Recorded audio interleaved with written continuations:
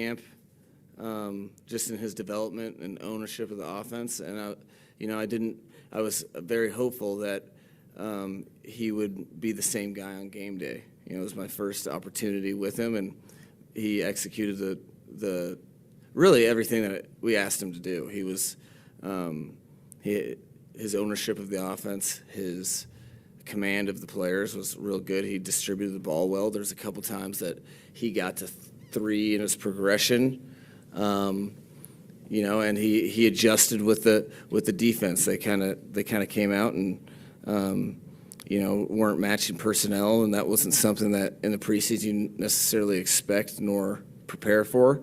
Didn't bother him in the slightest.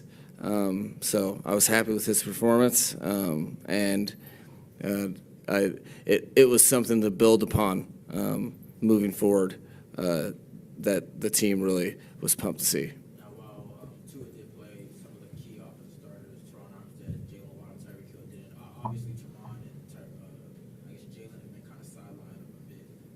But I mean, I guess at this point in the preseason, do you expect them to play at all in the finale? And I guess just what is your level of concern with not having all those guys and kind of the preseason setting? No, it's the same thing that it's the imperfect situation that is the preseason for the game of football. You're trying to balance getting guys prepared and not putting them at risk in an exhibition. So with each player, it's kind of case by case. I hadn't planned on. I didn't really know what I was going to do with Tua, and I hadn't planned on making a decision until the last second. He kind of helped me with that.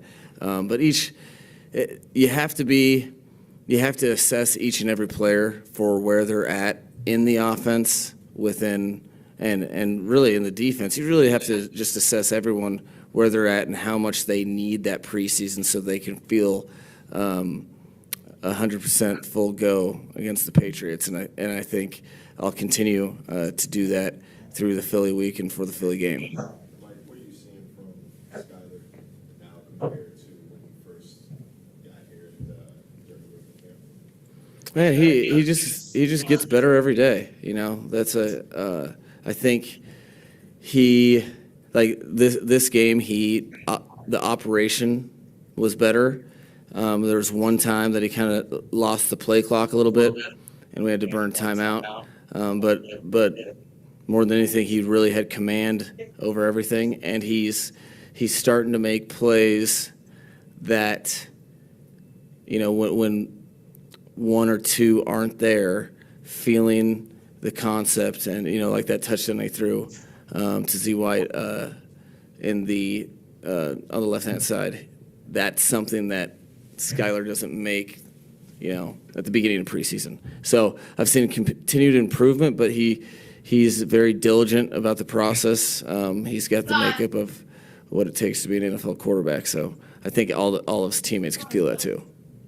It was a cool video that they showed on CBS where Tua was, I don't know if you noticed, he was out on the field by himself at 2:30 in the afternoon, kind of visualizing things. He had a play sheet he was going through, what he was going to do before the snap, during the snap, after everything.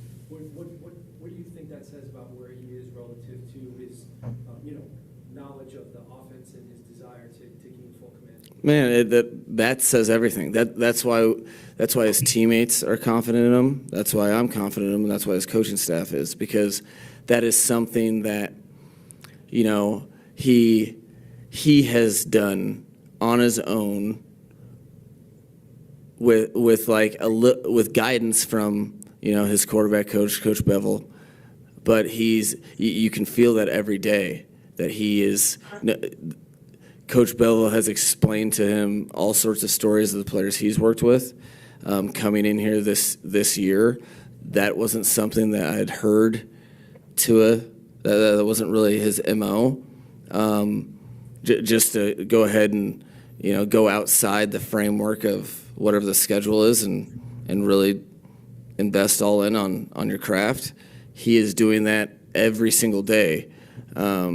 And it really shows in his play. That doesn't surprise me. I hadn't heard that, but he's really been doing that every single day. at the beginning of the day before he gets the script, and that's why he's owning the offense and leading us well. So that we'll be in a good position to be what his teammates really need him to be week one. Mike, what do you make of the 4 yards rushing impact, if any? That's not very much, and yeah, it's a fine line. I'm not overreacting to it in terms. I'm not really one that is just black and white. All right, so you have a bunch of yards and you can run the ball, and you don't have any, you can't.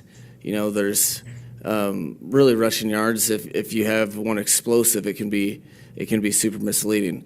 What I do know is that the last two opponents, this one a little bit more so than the other one, our players were caught off guard with something they hadn't seen on tape really.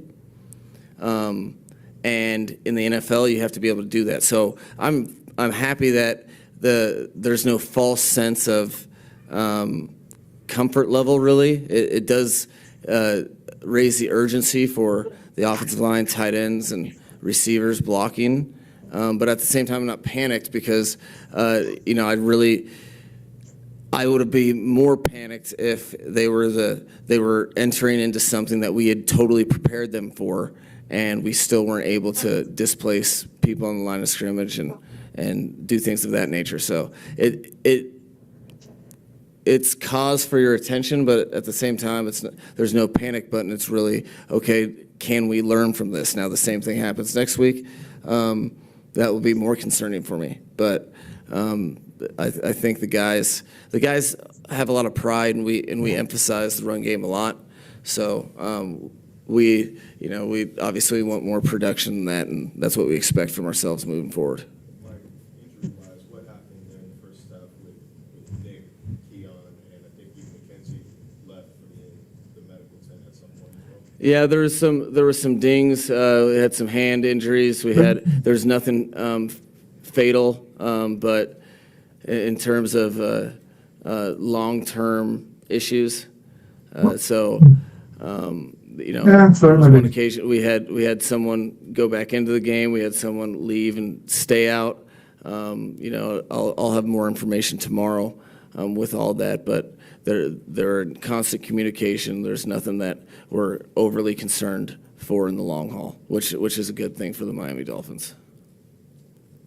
What does Gesicki need to do to make sure that he can have this positive impact on the team, the offense, during the entire season?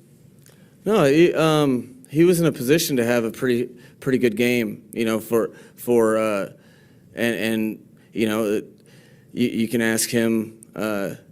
He was frustrated because he had a couple options.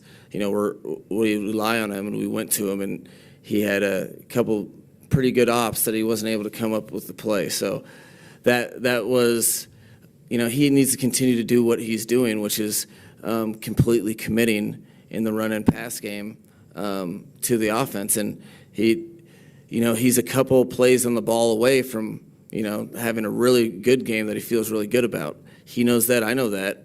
It's one of the reasons why he was he stayed in the game, was because he was frustrated, and as a competitor, he knew he could make the plays that he didn't. So it's nothing.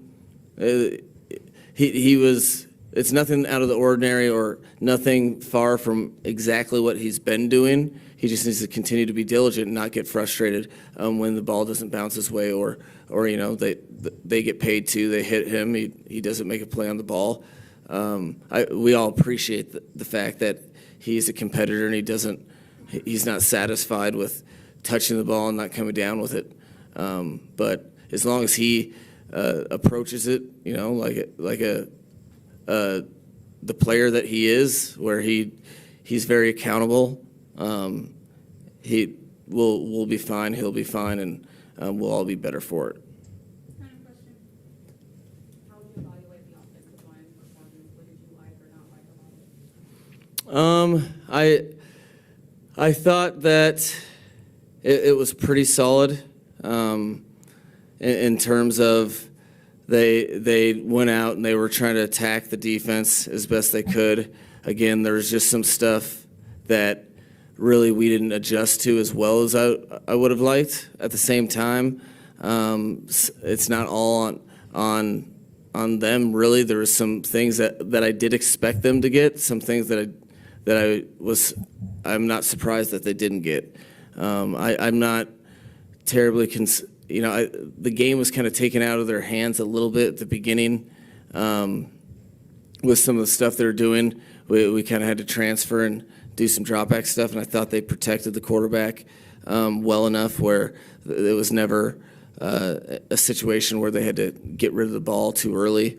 The tight ends got beat on a horrendous play call with Teddy in, but outside of that, I think it was a pretty safe, well-protected game from them. We just need to go look at the tape and understand, okay, well, when teams are pressuring us in the run game and their feet are like this, we need to adjust like this. And that's why it's a process really for all the run game stuff and protection I was pretty happy with. So we'll just keep working next week and see how good we can get for game one.